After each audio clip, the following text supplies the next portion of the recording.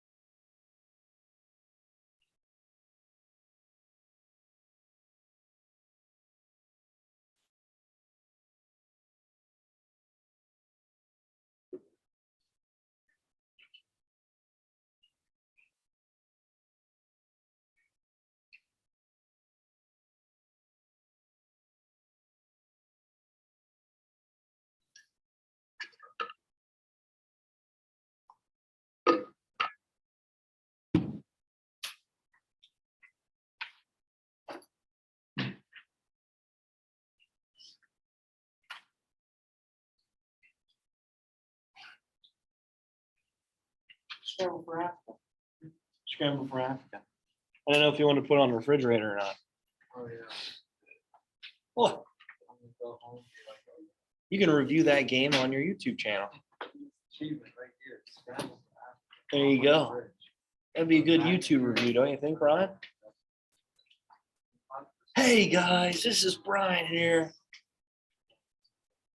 Scramble for Africa in my history class. It was awesome.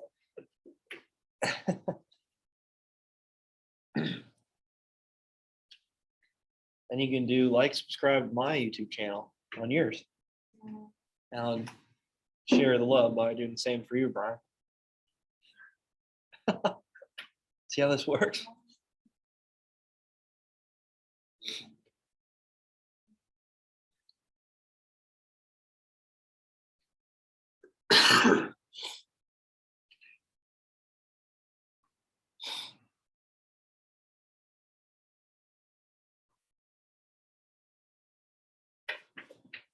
I like your shirt, Brady. You know? Bert and Ernie. Cookie Monster.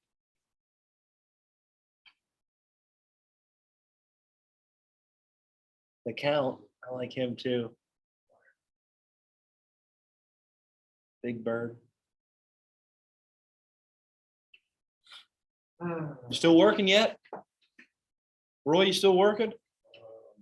All right, all right. On your finished, we'll move on.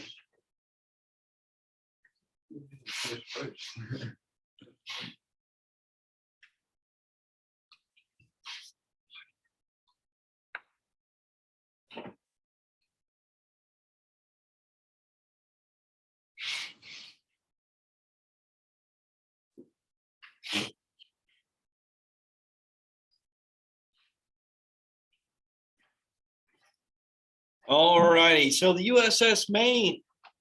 What happened there? What happened? Brian, go ahead. So the sinking of the USS Maine was thought to be done by a Spanish mine, but was later determined to be highly unlikely because the mine was like, they just couldn't have done it. It was too huge. And but the press pushed the narrative that the Spanish mine sunk the Maine, so it kind of led the US. Yeah, good job. So the USS Maine, where was it located? Where did the sinking happen? Where did it happen? Remember? Roy?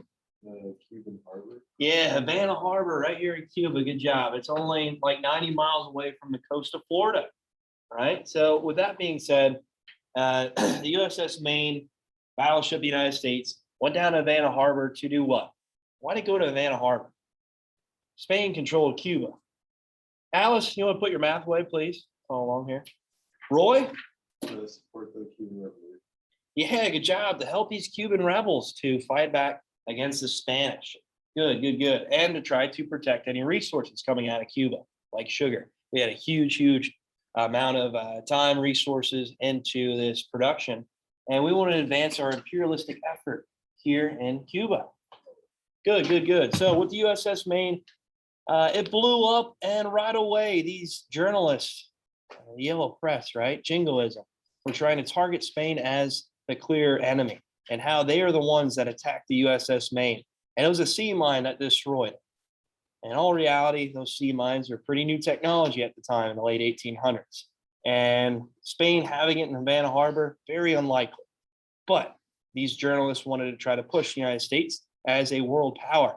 And the only way we can do that is if we defeat Spain in a war and we advance our imperialistic efforts here in the Caribbean Sea, moving out to the Pacific. So Spain had to be this enemy, this opposition. And the media, the journalists wrote all about it and tried to persuade the masses in the United States that we need to clear this European power out of the Western Hemisphere. Monroe Doctrine, right? Yeah, good job, good job. So the USS Maine, as it blew up, 266 Americans died. And we all saw the picture yesterday of the destruction of the battleship, right? Yeah, so if you saw that in a newspaper, Roy, what would you think? Would you be happy with Spain? Would you want to go to war with them? Yeah. Oh, yeah. So again, these journalists, the yellow press, were writing about these stories of the USS Maine and how aggressive Spain was and how they didn't have any regard and had no regard for the USS Maine. In all reality, our battleship was in Havana Harbor just flexing its muscles, right? We're just trying to show Spain what we got and to try to help the Cuban rebels continue their actions against Spain, rebelling against their rulership there. So where's the USS Maine? Where's that? Where's that? Where's part of it anyway located today? It was in your reading. Where's part of it located? The main staff, I guess you could say it was. The main mass. Where's that located? I think you even showed a picture in your book where it was located. Brian, go ahead. Arlington National. Yeah, Arlington National Cemetery. Good job. So this is where that Tomb of the Unknown Soldier is located there in Virginia, and where many of the overseas and wars and conflicts overseas, a lot of these men are buried there. And with Arlington National Cemetery, they put really the main staff, the main mass right there to show and remember the 266 men that died in this event. And I think that's pretty neat here. I'll show you exactly what it looks like in the cemetery. So here's a picture of it.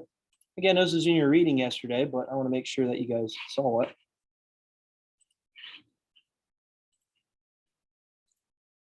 All right, so there's a picture of it. And I think that's pretty cool how we remember those who fell and how we put really the main mass right there in the cemetery to remember these men that died and started this Spanish-American War. And this is really symbolizing the United States rising as a world power as we defeat a European country in war. Like I mentioned yesterday, okay, yeah, maybe Spain was weaker. Maybe they're dwindling as a power, but hey, this is a step up for the United States. It shows that we can compare and compete with these European countries. And as we're taking their assets, taking their territories from them. And we'll talk about that a little bit towards the end of the day, of what territories we actually acquire. All right, so you guys remember seeing that in reading? Yeah? All right, cool. Awesome. So moving on here today, here's your terms.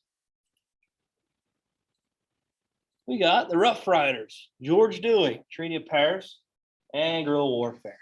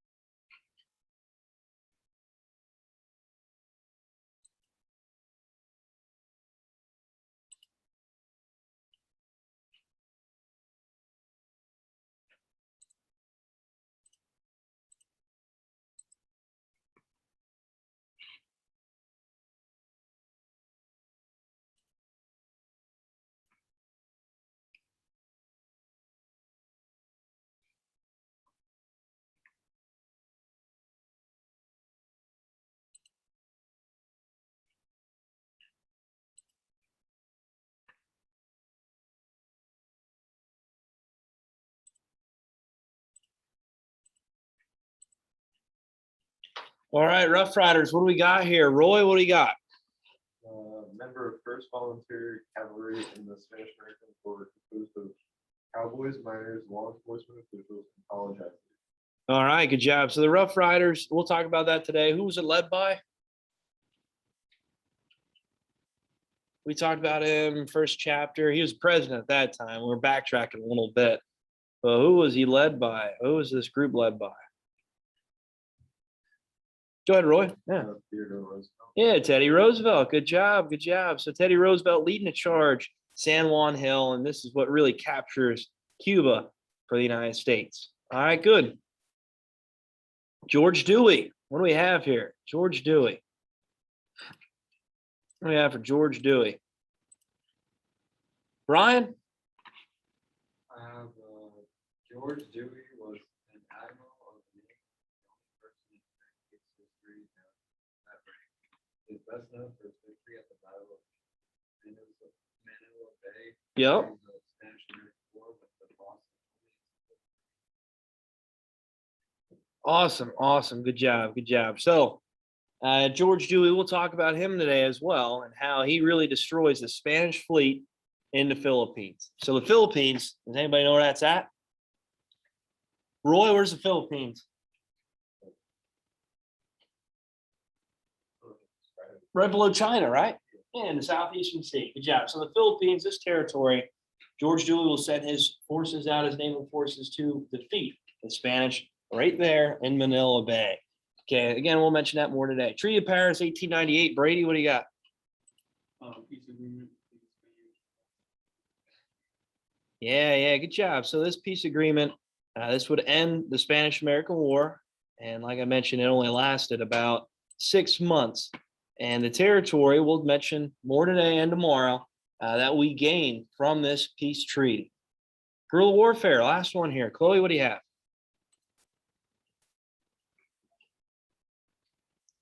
The last term here. Guerrilla warfare is a form of regular warfare in which small groups of combatants, such as paramilitary personnel, armed civilians, or irregulars, use military tactics, including ambushes, sabotage, raids, heavy warfare, hit-and-run tactics, and mobility to fight a larger and less global traditional military.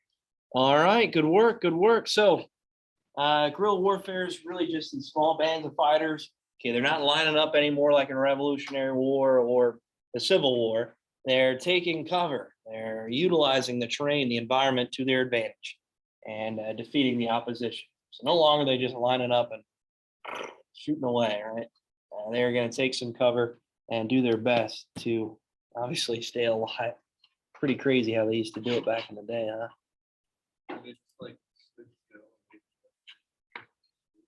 Yeah, you ever see any clips of like Civil War, Revolutionary War, where they're just lined up and fire? Just stay still. Try not, yeah, if you stay still, maybe the bullet will miss you. Maybe, all right? Pretty crazy stuff there. So real quick, let's go over. These are the territories the United States will acquire. Like I mentioned, the Philippines, right here, Southeastern Sea. Spain owned it up until 1898. Guam, Wake Island, right here, these two islands. Really small, but way out in the Pacific Ocean. We could stop there, restock, refuel on this trip, all across the Pacific Ocean. Also, Cuba, Puerto Rico, right? These territories the United States will acquire when defeating Spain in this war, and obviously with the Treaty of Paris in 1898. So what was the name of the Spanish-American War that I gave yesterday? You should have wrote in parentheses. What was that name? The other name for it? Roy? The Splendid Little War. The Splendid Little War. Yep, only lasted 6 months. And we'll mention today, we didn't really have too many military casualties, military deaths in this war. Actually, more people, more soldiers died from the environment alone than actual fighting. Because we're fighting in tropical locations, the humidity, okay, the disease, sickness, that kind of spread around. And it was really hard to keep food preserved in this humidity. All right. So results of the war, if you want to, guys, you can take a picture of this. I know there's a lot there, but for the main part of it, President McKinley, he's elected president, and this is where the Spanish-American War really kicks off. and how his goal was to acquire these lands in the Caribbean Sea, the Pacific Ocean, and expand the United States' sphere of influence and imperialistic rule in the world. Okay, control the Western Hemisphere to ourselves. Follow the Monroe Doctrine. It's literally right there for his taking. Right, the only country, European country left in the Western Hemisphere is Spain. And are they a strong country at this time? No. Around the 1500s, yeah, but right now, not so much. They didn't modernize, they didn't industrialize like the United States and other European countries.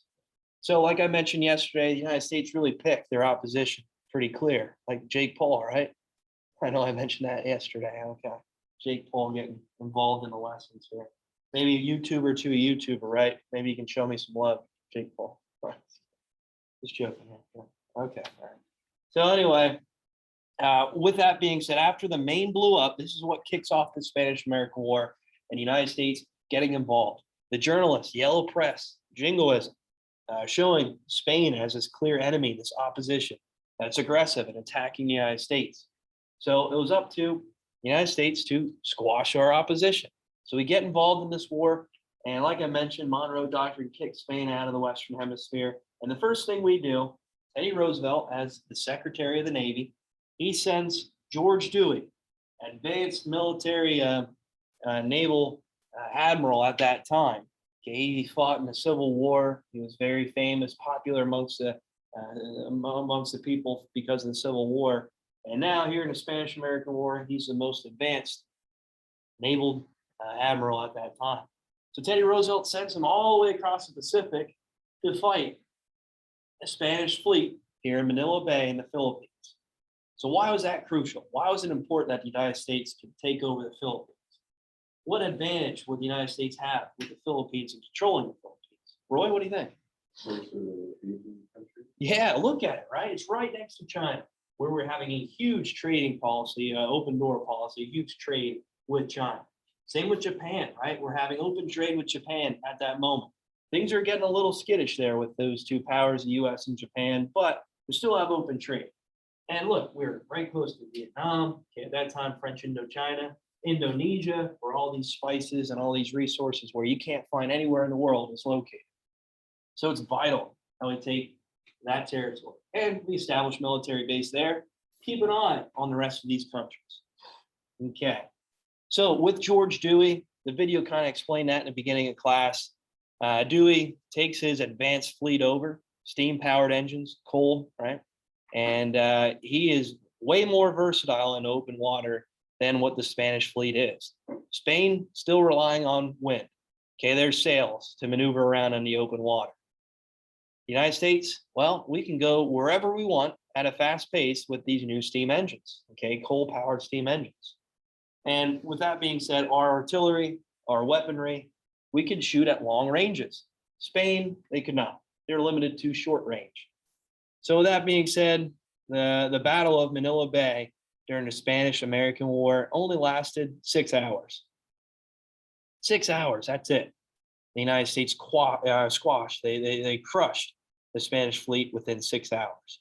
And we acquired the Philippines, right like that. So already having control in the Philippines, taking that territory from the Spanish. Another significant battle I want to mention is Teddy Roosevelt. So he decides to give up his post, give up his office as Secretary of the Navy and join the fight, the Spanish-American War. He's very patriotic. He's for the United States through and through. And this is what will propel him to become president, which we already mentioned in chapter 1, right? Remember the square deal? The 3 C's? Yeah, okay. So this is where he claims his fame. I know we're backtracking a little bit. This is building up to World War I. So Teddy Roosevelt joins the Rough Riders, and his famous battle, his famous scene here is San Juan Hill, which is right next to really where the capital is of Cuba at that moment, at that time. And they take over Cuba, no problem, push out the Spanish forces. Like I mentioned, we only lost around 300 military deaths. So with that being said, the Spanish-American War was pretty much over within a couple of months, okay? And Roosevelt, he gains a Medal of Honor from his fighting in the Spanish-American War. He'll also receive a Nobel Peace Prize. So literally the 2 most accomplished awards anybody can ever gain. He gains it pretty quick. And it's amazing how he does that. And he gains a Nobel Peace Prize. I'll talk about that when we get to World War I by solving disputes between Russia and Japan. Okay. So with the Filipino War at the end, as you can see, the United States, once they acquire that territory, the Filipinos, they were not like they weren't in like of what the United States established there. Okay, they thought, well, now that Spain is gone, we can have an independent country, we can rule the way we want. But the United States had different ideas, right? Different things in mind, and kept this imperialistic role in the Philippines. So the Philippines tried to attack the United States, try to push them out. But we all know how that would have went and did go. The U.S., because they're more dominant, pushed out the Filipinos' revolt and rebellion. No problem. So the timeline of war, like I said, didn't last too long. The U.S. crushed them. Okay, it wasn't even comparable. The U.S. was just more dominant, more industrialized, stronger military, to a point where Spain had no chance. And I mentioned this yesterday, just looking at the map and where the fighting happened. Here's Cuba, here's Puerto Rico, here's the Philippines, right? Okay, who's closer, a lot closer to the action? The United States, right? So just looking at it here, we're only 90 miles away from Cuba. That's where a lot of the majority of the fighting happened, and the Philippines, right? But for the most part, Cuba is where the action happened. Spain has to sail all the way across the Atlantic Ocean to supply their forces there in Cuba. And with our Navy at that moment, at that time, there was really no way Spain could fortify their troops with supplies and armaments and help them out. So the U.S., just looking at the map alone, had to clear advantage. Results of the war.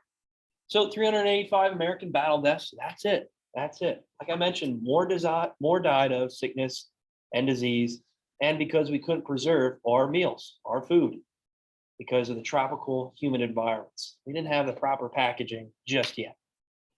So more individuals, more soldiers died because of just the humidity, the environment alone. The cost of the war, $250 million. Is that a lot of money? Yeah, it is. But with the territories we acquire with Cuba, with Puerto Rico, with the Philippines, big one right there, okay, Guam, Wake Island, this was really, we really made our money back within just a couple of years. Because all of the trade coming from Asia, because of the military bases we can establish there in these lands, there really was no issue, no problem.